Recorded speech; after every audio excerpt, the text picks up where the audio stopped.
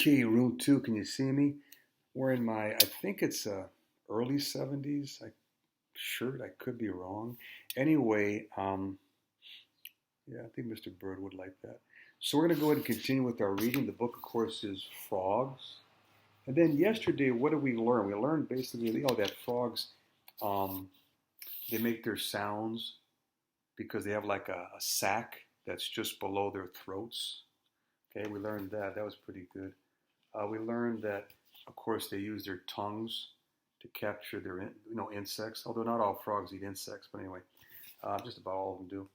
We learned that. Oh yeah, we basically also learned that frogs, um, they their eyes bug out from the sides of their heads, so they can see just about in every direction, almost, and they can hear well. They've got like discs on the side of their heads that let them hear well.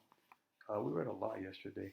Oh yeah, we also read that their skin. I mentioned this already, but okay, that they breathe through their skin and they also drink through their skin. We mentioned that one yesterday, and we saw the tiniest frog, which can fit on your finger. That should be like that tiny. We learned about the biggest frog, big, gigantic, fat one, which is incredible. So was there anything else we learned? Oh yeah, we learned also that because they're amphibians, which means they can live on land and water, that their bodies are the same temperature of wherever they're at. So if they're somewhere cold, their body gets cold. If they're somewhere warm or hot, their body gets warm or hot. Now, obviously for us, yeah, we do get warm and hot and sometimes cold, but our actual temperature inside of our body doesn't really change much at all. So we can be someplace where it's cold, and yeah, we can get kind of cold, but we won't freeze to death if we have, proper clothing and our blood doesn't get cold. Not really. And if we're in a hot place, of course we get hot on the outside, but our blood temperature more or less stays the same. So that was pretty good. Okay, so chapter 2, which doesn't have many pages, but that's okay. Chapter 2, How Frogs Move. And this is an African clawed frog. And it says, looks like it's jumping out.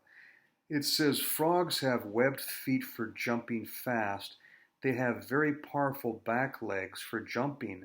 Some people have contests to see how far their frog can jump. Yeah, this was popular, especially years ago. They'd have frog jumping contests. So I guess frog here is jumping. Looks pretty good. Now this is your page. It's pretty easy. Get ready to read. I expect you to read. 3, 2, 1, 0, go. Frogs can jump far. Frogs can swim fast. And yes, they can. Look at this one. It's going to go ahead. It's jumping to get that bug, and it's probably going to get it. That's a great photograph. So yeah, they can jump far and they can swim fast. They have powerful legs. Okay, next one.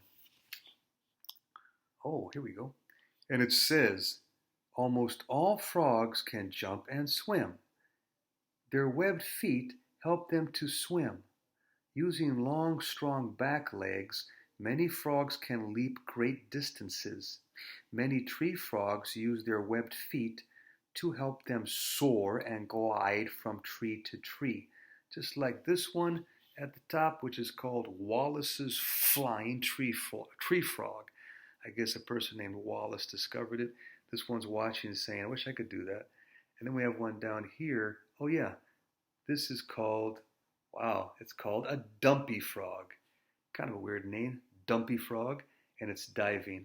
Look at that, that's bizarre. That's actually pretty cool. Okay, they can do that. They're born to do that. Now here's your page, and here's Wallace's flying tree frog again, and you're going to read. It's so easy. 3, 2, 1, 0. Some frogs can almost fly. Wow, just like flying squirrels. But do flying squirrels really fly? No, they glide. Okay, boys and girls, chapter 3, we might as well do it. It says the life cycle. That means, well, how are they born? How do they grow? And everything like that. Now it says here, this says, again, it says, an adult frog with recently laid eggs. Okay, I presume that's the female because females lay eggs. And it says here, tomato frog eggs. Not sure what a tomato frog is, but anyway, that's the name it has.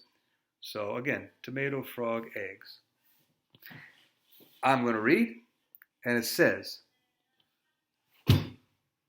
almost all frogs start out life as an egg. Most eggs are laid in water. I knew that. Soon the eggs hatch into tadpoles. Did you know that? Like fish, tadpoles have gills that let them breathe underwater. Some people think tadpoles look like giant heads with long tails, and I think they're right. And it says right here, tadpoles. Kind of odd looking. And they have gills like fish do on the sides of their necks.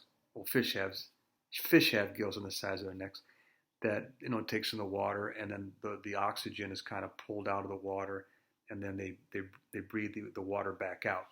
Okay, this is your page, and it says 3, 2, 1, 0.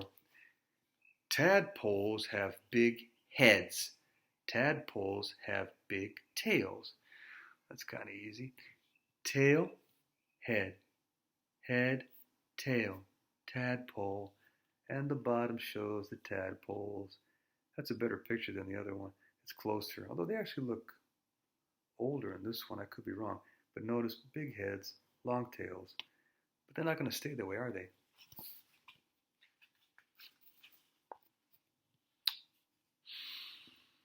This is called a masked tree froglet.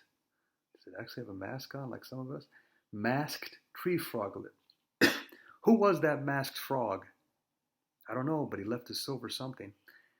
And it says, as they grow, the tadpoles become froglets. I never heard that term before, and I've been around for many years. I never heard the term froglets. The tail starts to disappear and legs start to grow. Soon they develop lungs. Now they can breathe air like we do. Okay. So it says basically that the froglet, whatever, develops lungs. So it starts breathing the air through its mouth or nostrils like we do. So it's no longer, I presume, no longer has gills. Now this is the life cycle of a frog. Please read. 3, 2, 1, 0. The froglet is now a frog. Wow, that's pretty cool. So the top again, it says life cycle of a frog.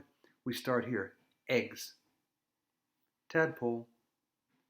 Froglet. Oh, that's interesting. And frog. But then it starts again because the female frog lays the eggs, which grow into a tadpole, which grow into a froglet, which grows into a frog, and it goes all over again. That's why it's called a cycle. A cycle is something that happens over and over and over. So that's interesting because in this picture, I don't know, it's a little different from this one. Maybe a little bit. The tail looks a little bit. The face looks kind of odd. This one looks chubby and fat. But that's pretty interesting, the life cycle of a frog. Now, we'll go ahead tomorrow, boys and girls. We'll do chapter 4. That was just a taste of it. Pretty interesting. Where'd I go? Oh, here I am, yeah. So, that's pretty good. The boy next door is boxing with his uncle. He's teaching him how to box, but it makes kind of noise there. Anyway, that's a good sport, but I wouldn't want to do boxing as a sport. Yeah. Anyway, so that's a good book about frogs. I will be seeing you later, unless you've seen me already doing math. Because, like I said, if you ever feel like skipping and your parents or nanny said it's okay, it's okay. I mean, every once in a while. So, hope you had a good time yesterday with Coach Tony. I heard he was pretty good. I was there. I was there for a while. I had to leave, but Miss Risha said, yeah, he was pretty good. I think he talked to you also, if I'm not mistaken. Pretty good. So I don't see any cats around here. Okay, boys and girls, that's it. And we'll look at, I guess, chapter 4 tomorrow about frogs. And don't forget, frogs are your friends.